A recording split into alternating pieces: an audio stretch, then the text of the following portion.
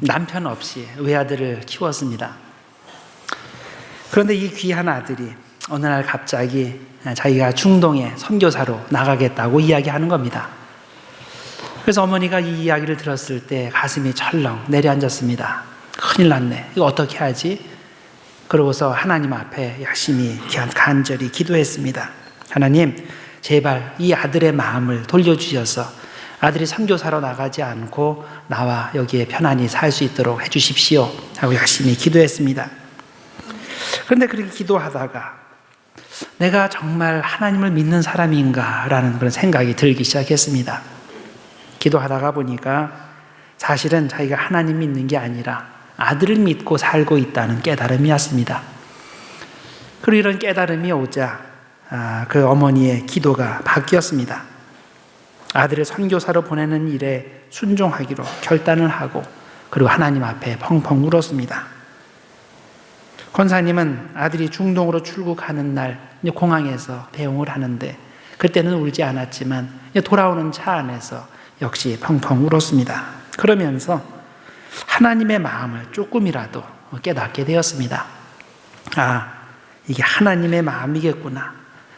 외아들을 떠나보내는 하나님 아버지가 이런 마음이셨겠구나. 이게 조금이라도 깨닫게 되었습니다.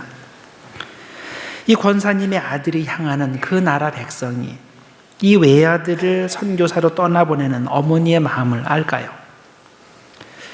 마찬가지로 독생자 예수 그리스도를 이 땅에 보내신 하나님 아버지의 마음을 누가 알까요? 성탄절에 우리는 이 하나님 아버지의 마음을 느껴야 됩니다. 우리를 향하신 하나님의 뜨거운 열심, 우리의 구원을 위한 하나님의 뜨거운 사랑, 이것이 마음에 느껴져야 합니다. 우리는 성탄절을 너무나 많이 경험해서 성탄절의 의미를 깊이 생각하지 않는 경향이 있습니다. 여기 계신 대부분의 분들이 어릴 때부터 성탄절을 경험했죠. 그래서 올해 이렇게 성탄절을 대할 때도 아무런 특별한 기대도 없이 하나님의 마음을 깊이 묵상할 생각도 없이 예년처럼 그냥 시간을 보내는 분들이 많이 계실 겁니다. 그러나 그렇게 하면 안 됩니다. 우리는 성탄절을 대할 때마다 독생자 예수님을 이 땅에 보내신 그 하나님의 마음을 생각해야 됩니다. 우리가 신앙생활하면서 가장 조심해야 하는 것이 미지근한 신앙입니다. 이런 상태에 빠지면 마음의 변화도 기대할 수 없고 삶의 변화도 기대할 수 없습니다. 그냥 그 상태로 조금씩 매일 나빠지는 상태로 진행하게 됩니다. 요한계시록에 보면 라오디게아 교인들의 상태가 나오는데 꼭 그렇습니다.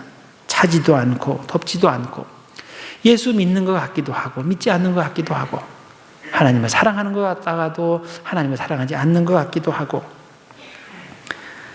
이런 상태에 미지근한 상태에 빠지게 되면 정말 헤어나기기 힘듭니다.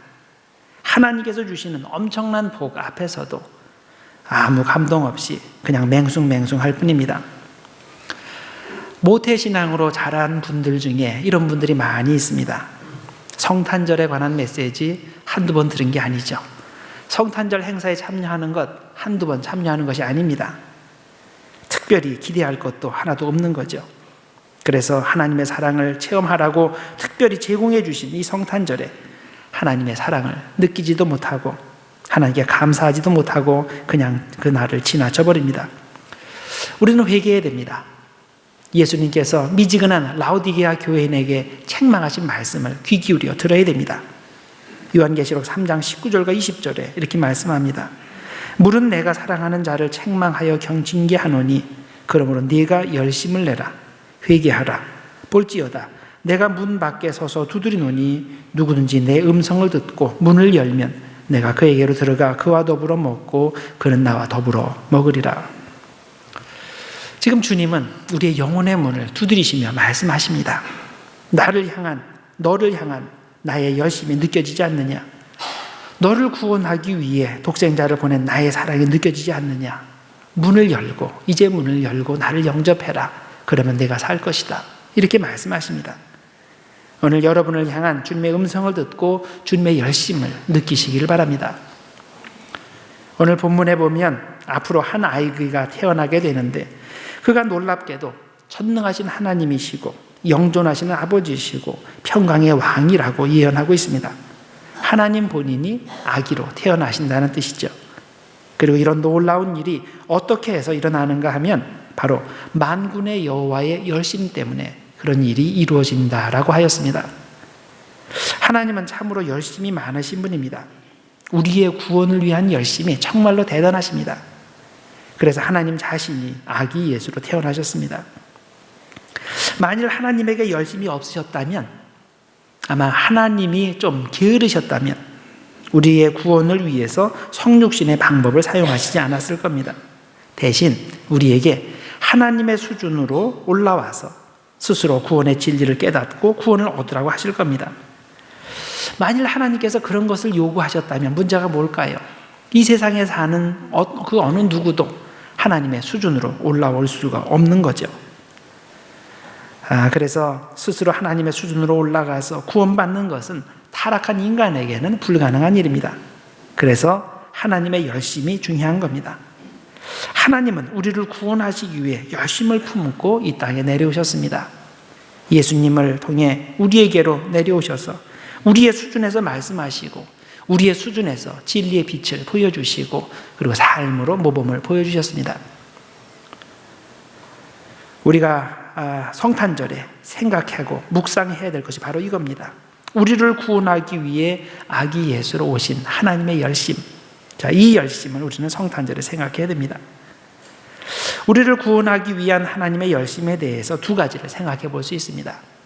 첫째는 하나님 편에서 하시는 일입니다. 하나님께서는 예수 그리스도를 통해서 구원하실 계획을 미리 세워놓으시고 그것을 구체적인 역사를 통해서 만들어 가셨습니다. 창세기 3장 15절에 보면 하나님께서 사탄에게 이런 말씀을 주셨습니다. 내가 너로 여자와 원수가 되게 하고 내 후손도 여자의 후손과 원수가 되게 하리니 여자의 후손은 네 머리를 상하게 할 것이요 너는 그의 발꿈치를 상하게 할 것이니라. 자, 여기서 여자의 후손은 1차적으로 모든 인간을 의미합니다. 하나님께서는 우리 모두에게 자유의지를 주셨는데 우리는 그것을 통해서 사탄의 머리를 밟고 물리쳐야 됩니다. 그런데 이렇게 사탄을 이기는 것은 타락한 인간의 힘으로는 불가능합니다. 오직 예수님을 통해서만 가능합니다. 우리가 예수님을 영접하고 예수님께서 우리 안에서 역사하실 때만 그 일이 가능합니다. 그래서 여기서 말하는 여자의 후손은 2차적으로 예수님을 의미하는 것이 됩니다. 갈라디아서 4장 4절과 5절이 그렇게 해석을 했습니다. 때가 차매 하나님이 그 아들을 보내사 여자에게서 나게 하시고 율법 아래에 나게 하신 것은 율법 아래에 있는 자들을 속량하시고 우리로 아들의 명분을 얻게 하려 하심이라. 예수님께서는 이렇게 하나님의 계획에 따라 마리아에게서 태어나셨습니다. 자, 우리를 향한 하나님의 열심이 그렇게 계획하시고 그렇게 실행하신 겁니다. 또한 하나님의 계획은 너무나 신비하고 치밀해서 보통 사람의 상상을 뛰어넘는 특별한 경로로 계획을 성취하셨습니다. 예수님의 조상들을 한번 생각해 보시기 바랍니다. 하나님은 하나님의 방식으로 당신의 계획을 이루셨습니다. 우선 하나님께서는 우상 숭배하는 가문에서 아브라함을 부르시고 아브라함을 통해서 그 믿음의 그 계통을 이루어 가셨습니다. 하나님께서 아브라함의 아들 이삭을 통해서 또 가문을 이으셨는데 보통의 상황에서는 이삭은 태어날 수가 없는 거죠. 아브라함이 100세 때 사라가 90세가 되었을 때 임신하여 낳은 아들이기 때문입니다. 또 마태복음에 나오는 예수님의 족보를 보면 조상들 중에 예수님의 위상에 맞지 않는 여자 조상들이 등장합니다. 자, 예수님의 족보에 등장하는 여자들 이름이 4명이 이름이 나오죠. 가장 먼저 나오는 인물이 다말입니다. 아이가 생기기 전에 남편이 죽자 그녀는 자식을 얻기 위해 창녀로 가장해서 시아버지 유다에게 접근한 사람입니다. 별로 이름을 언급하고 싶지 않은 인물입니다. 하나님은 왜 이런 사람을 예수님의 조상으로 삼으신 것일까요? 알다가도 모를 일입니다. 그 다음 나오는 이름이 라합입니다. 이 사람은 여리고성의 창녀였죠. 예수님의 조상 중에 창녀가 있었다는 뜻입니다. 그 다음에 나오는 이름이 룻입니다. 이 여인은 위의 두 여인에 비해서 특별히 비난할 만한 그런 일은 없습니다. 그러나 유대인의 입장에서 보면 역시 이 여인도 치명적인 결함을 가진 사람입니다. 자, 어떤 결함을 가지고 있습니까? 이 여자는 이방인이었습니다. 그리고 그녀는 모압 사람이었습니다. 신명기 23장 3절에 보면 성경이 얼마나 모압 사람들을 정죄하는지 여기에 나옵니다. 암몬 사람과 모압 사람은 여호와의 총회에 들어오지 못하리니 그들에게 속한 자는 10대뿐 아니라 영원히 여호와의 총회에 들어오지 못하리라. 자, 마지막 네 번째 여인이 누굽니까? 우리아의 아내 바세바입니다. 바세바는 유대인이지만은 이방인 남편을 둔 사람이었습니다. 그리고 유대인들로서는 그래서 별로 환영하고 싶지 않은 인물입니다. 또 그녀는 자기 남편을 죽인 남자와 결혼한 사람입니다. 그래서 어떻게 보면 윤리적으로 좀 문제가 있는 여자입니다. 자, 이렇게 보면 예수님의 족보에 오른 여인들은 한결같이 배경이 좋지 않은 사람들입니다. 만일 우리 보고 예수님께서 태어나실 거니까 예수님의 족보를 미리 계획하라고 하면 아마 이런 종류의 여인은 처음부터 배제시켰을 겁니다. 그런데 하나님께서는 그런 문제 있는 여인들을 통해서 아담부터 예수님까지 혈통을 연결하셨습니다. 자, 이것이 우연의 일치일까요? 아닙니다. 하나님께서 그렇게 다 계획을 하시는 겁니다. 미리 계획을 하시고 그렇게 실행하셨습니다. 우리를 구원하시기 위한 열심히 투철하시기 때문에 그런 여러 가지 인간적으로 이해가 잘 안 되는 경로를 통해서도 하나님께서는 그렇게 계획하시고 실행하신 겁니다. 그런데 두 번째로 우리를 구원하시기 위한 하나님의 열심에 대해 생각해 볼 두 번째 사항은 우리의 응답에 대해서입니다. 나에게서 하나님의 구원이 성취되기 위해서는 하나님만 일하시면 안 됩니다. 나도 올바르게 응답해야 됩니다. 독생자 예수님을 보내신 하나님의 열심을 깨닫고 예수님을 영접해야 됩니다. 예수님을 소유해야 됩니다. 그리고 예수님을 통해 하나님의 열심이 나를 구원하도록 내가 순종해야 됩니다. 나의 인간적인 열심으로는 구원에 관한 아무것도 이루지 못하지만 내가 예수 안에 거할 때 하나님의 열심이 마침내 나를 구원하게 하십니다.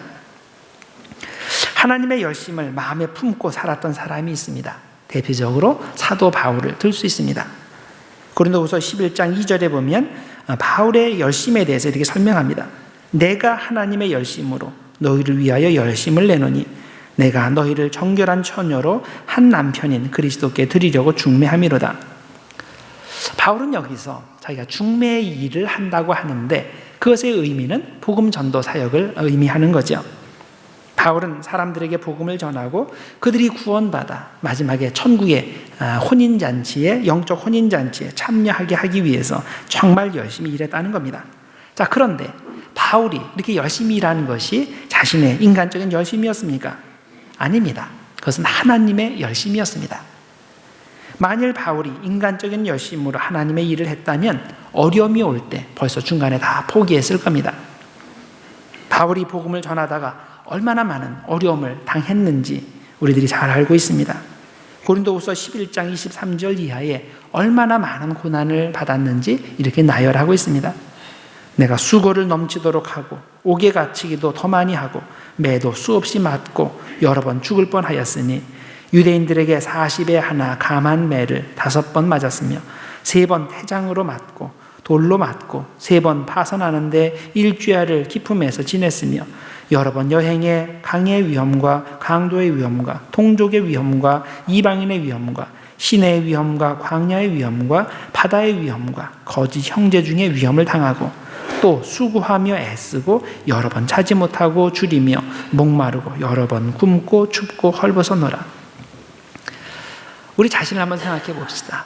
내가 하나님을 위해서 정말 열심히 일해야 되겠다 하고서 열심히 일을 하는데 이런 종류의 고난이 자꾸 내 앞에 생긴다면 여러분 어떻게 하시겠습니까?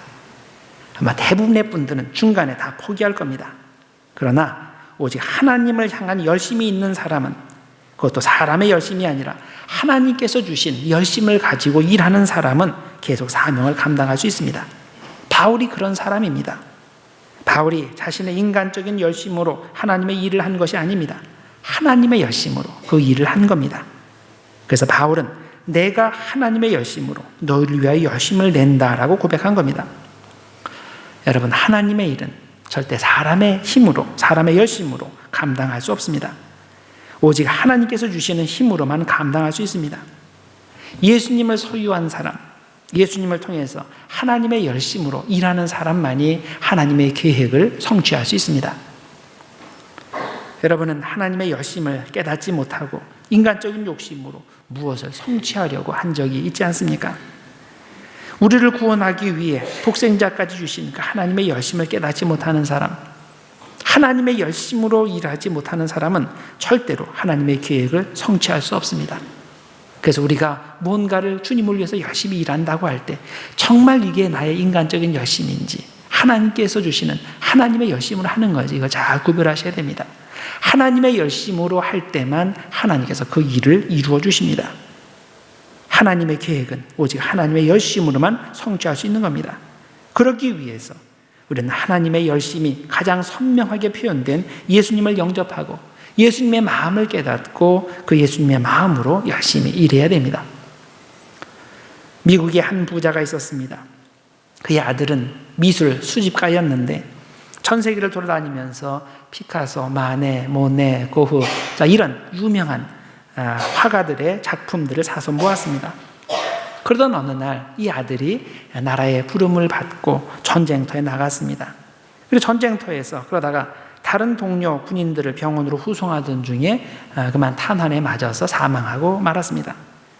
아들이 전사했다는 소식을 들은 아버지는 그때부터 슬픔 속에 잠겨서 매일매일 지내게 됩니다.